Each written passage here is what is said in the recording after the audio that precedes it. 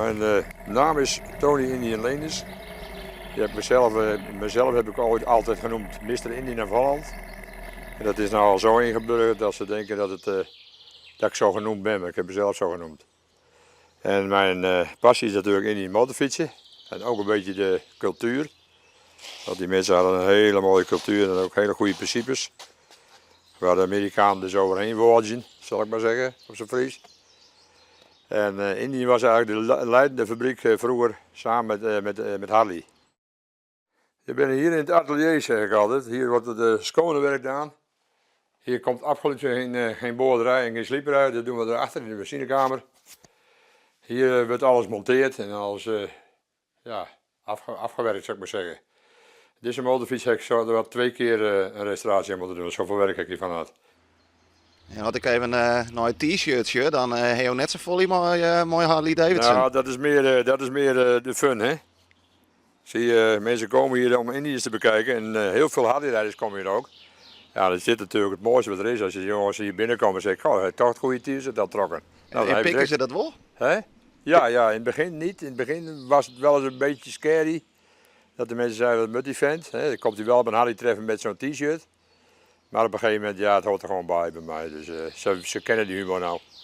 Kijk, en als je dat niet kan hebben, dan heb ik zoiets van, get a life.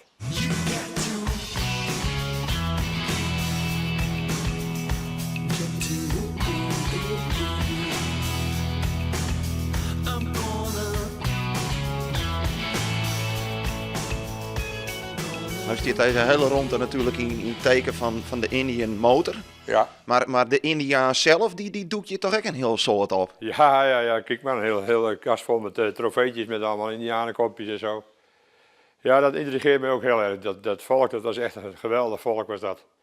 Een volk met principes. Die hadden gewoon wat. Dat was eigenlijk ook wel een beetje een reden hoor, dat ik dat ding zocht. Kijk, die Indianen zijn natuurlijk allemaal kapot gemaakt, maar ook het merk Indian Motorfiets is ook kapot gemaakt. Eigenlijk door de Amerikanen. De Amerikanen die zichzelf nu Amerikaan noemen, dat zijn eigenlijk Indian killers. Dat zijn geen Amerikanen. De echte Amerikanen worden nog steeds onderdrukt. Het is uitgevonden door een Amerikaan. En dan, de meesten liggen erop op dat ding. Of ze staan erop, of geknield erop. En dat wou ik dus niet. Ik wou zitten. Dus dit is de one and only waarschijnlijk. En waarschijnlijk ook de enige Indian op de wereld met deze uitvoering. Ja, en ik vond het wel zo apart. Ik denk bij mezelf, weet je wat, deze nu moet ik maar eens eventjes in de Friese vlag doen. En dit wat hieronder staat, IJzeren Loekburg, dat heb ik zelfs een vrouw geraadpleegd. Hoe moet ik dat precies schrijven? Dat moet natuurlijk wel goed geschreven worden. Maar die vrouw legde het zo uit, het is een object en dan is het IJzeren Loekburg. En anders is het BLG.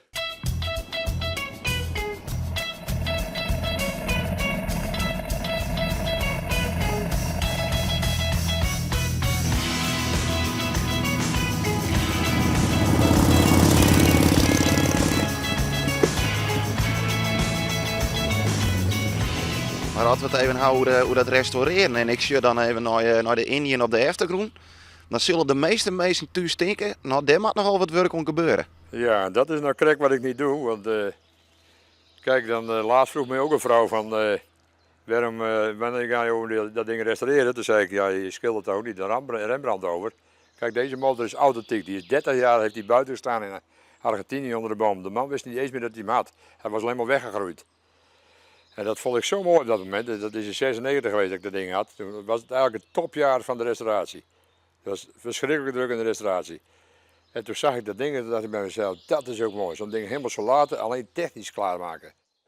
Hier zien we een proefstand van de startmotor. Dus hier zit de startmotor dus. Die heb ik zelf ontwikkeld van het hele ding. Hij start ook zo en op een gegeven moment, als je loopt, dan draait hij dus vrij, zou ik maar zeggen. Er zit een speciaal lager erbij, die neemt hem met. Op het moment dat hij loopt, laat hij los.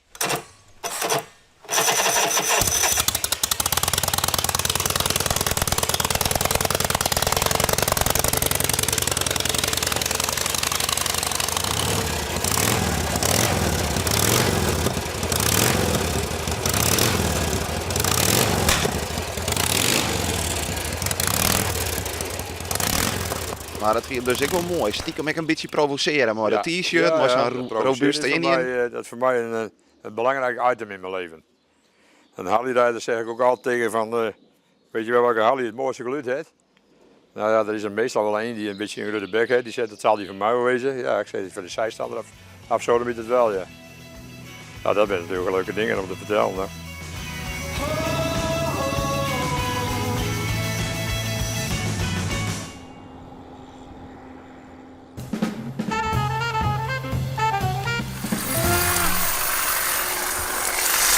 Goeie, Hoi. wat ben je om dan? Nou, dan moet je 2 keer rijden. Haar knippen. Ja, wat is dit? Joert? Dit is heer. Ja, correct. Nou, dat doe ik dus. Juist. Ja. Ach ja, we staan op een camping, dus ben die weer naar de camping daar. Ah. En dan met de boel weer helemaal vuilig water, hè? Juist. Ja.